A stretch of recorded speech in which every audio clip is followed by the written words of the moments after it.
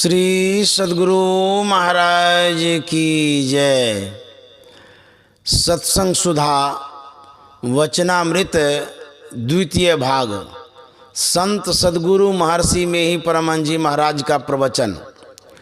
शिव दर्शन बंदो गुरुपद कंज, कृपा सिंधु नर रूप हरि, महामोहतम पुंज जासु बचन रवि कर निकर।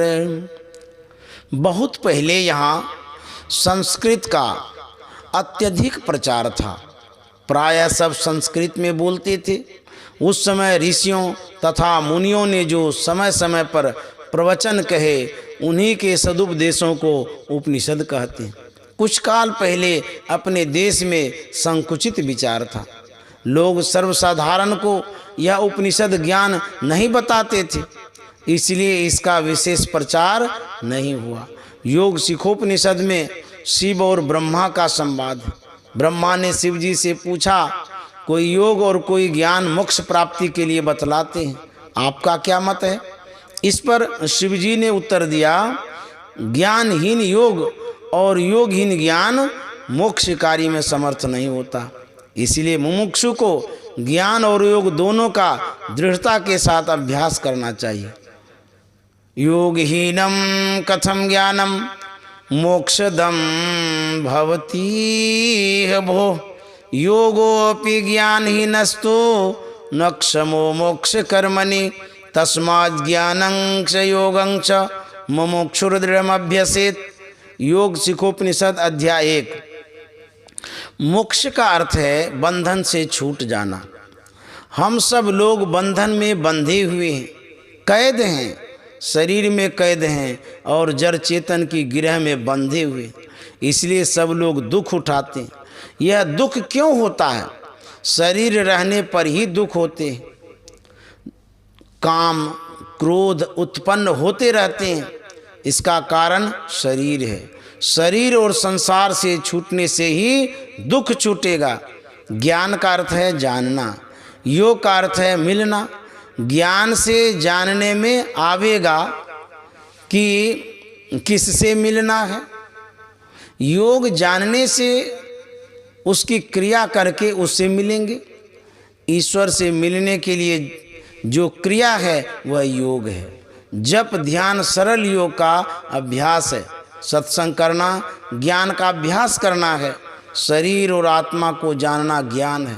लिखा पढ़ा आदमी पुस्तक पढ़ता है तो इससे उसको ज्ञान होता है, किंतु किसी विशेषज्ञ के पास जाकर सुनने से विशेष ज्ञान होता है। अक्षर और मात्रा को पढ़ने से पुस्तक पढ़ लेते हैं, किंतु उसका अर्थ ठीक ठीक नहीं समझ सकते। ठीक ठीक समझने पढ़ने के लिए ही लोग कॉलेज और विद्यालयों में जाते हैं।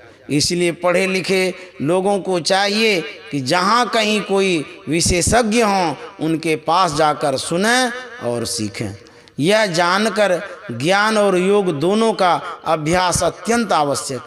बहुतों का ख्याल है कि थोड़ा जप ध्यान करते हैं, इसी से मरने पर मुक्ति हो जाएगी, किंतु उपनिषदकार ने बताया कि मरने पर जो मुक्ति होती है वह मुक्ति नहीं है। जब तुम जीवन में मुक्ति प्राप्त करो और तुम्हें परमात्मा स्वरूप की प्रत्यक्षता हो, तब तुम मरने पर भी मुक्त ही हो।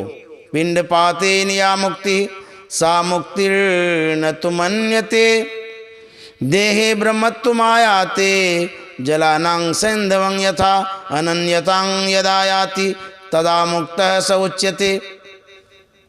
जीवन मुक्त सो मुक्ता हो, जब लग जीवन मुक्ता नहीं तब लग दुख सुख भुगता हो।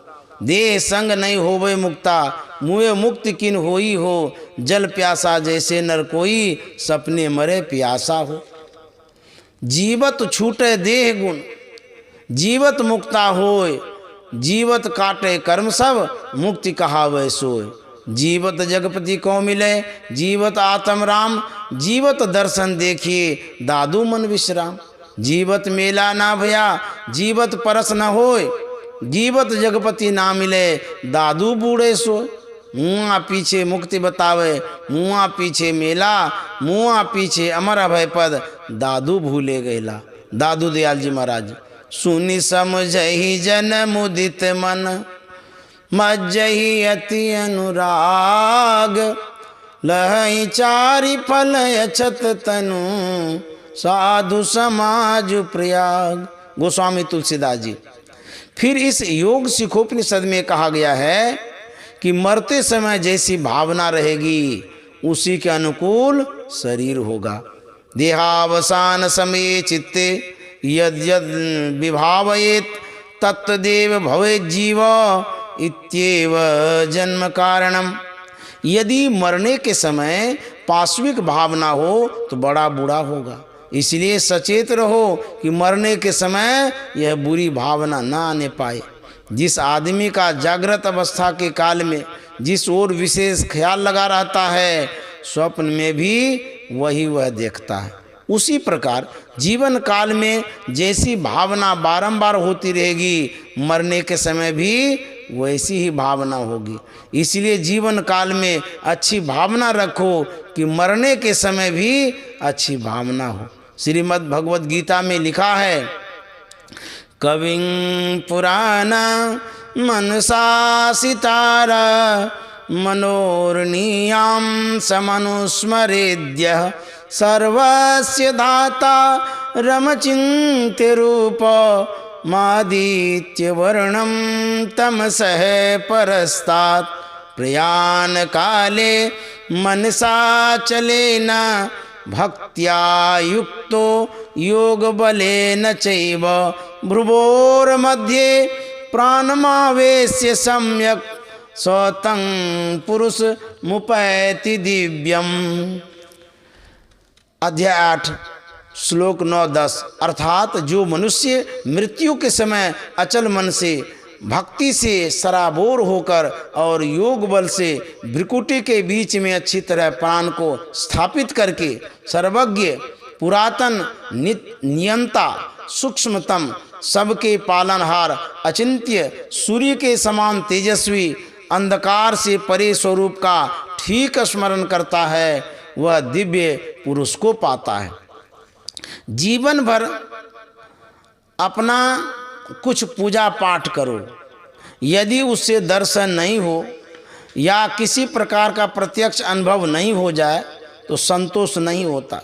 संतों की युक्ति है कि जिसके अनुकूल साधन भजन करने से ऐसा होता है। जैसे ठाकुरबाड़ी कोई जाए और ठाकुर जी को नहीं देखे तो कहना चाहिए कि उसको देखने की आंखें नहीं है।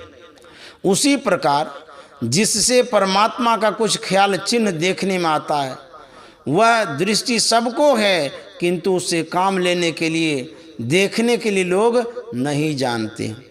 जानकर भी कितने साधन नहीं करते। यदि साधन किया जाए तो प्रत्यक्ष हो जाएगा। जिनको दर्शन हुआ वे कहते हैं आपका शरीर शिवालय है, इसमें शिवलिंग की स्थापना है।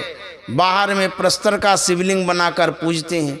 आपके अंदर में बनी हुई प्रतिमा या शिवलिंग प्राकृतिक है, वह बना हुआ ही है, बनाने की जरूरत नहीं। वह नाद रूप है, शब्द रूप शिवलिंग है। शिवलिंग के नीचे जल ढड़ी रहती है, उसी प्रकार उस नाद के नीचे बिंदु है।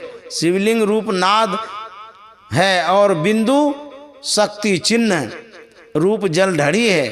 बिंदुनाद महालिंगम शिव शक्ति निकेतनम, देहं शिवालयं प्रोक्तं सिद्धिदं सर्वदेहिनाम।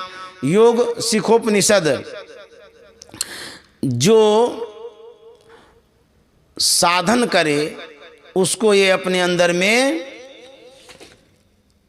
प्रत्यक्ष होंगे।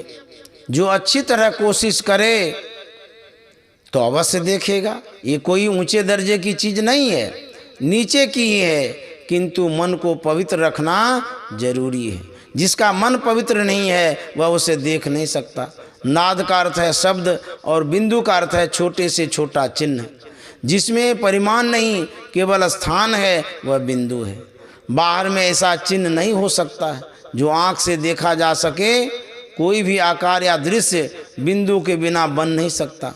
कोई चित्र बनाओ पेंसिल रखने से जो पहले चिन्ह उदित होगा वही बिंदु होगा, फिर उसी को बढ़ाकर लंबाई चौड़ाई बनाकर आकार बनाते हैं। इसलिए बिना बिंदु के कोई आकार नहीं बन सकता। असली बिंदु को कोई यौगिक दृष्टि से देख सकता है, उसके लिए किसी पेंसिल व कलम की जरूरत नहीं है। अपनी दृष्टि की नोक जहाँ दृढ़ता से ठहरा रखेंगे वहीं बिंदु उदित होगा। बिंदु जलधड़ी है, जलधड़ी पर शिवलिंग खड़ा रहता है। उसी प्रकार जहाँ बिंदु उदित होता है उसके ऊपर नाद खड़ा हो जाता है। संसार में बिना शब्द के कोई जगह नहीं है। शब्द कैसे होता है? शब्द संघर्ष से होता है, गति से होता है। गति कहते हैं चलने को, कंप को। तारे चलते हैं, पृथ्वी चलती है, सबकी गति में शब्द होता है, किंतु आप सुन नहीं पाते। गति में ध्वनि है। संसार में सब पदार्थों की गति है। बिना शब्द के संसार का एक रत्ती भी स्थान खाली नहीं।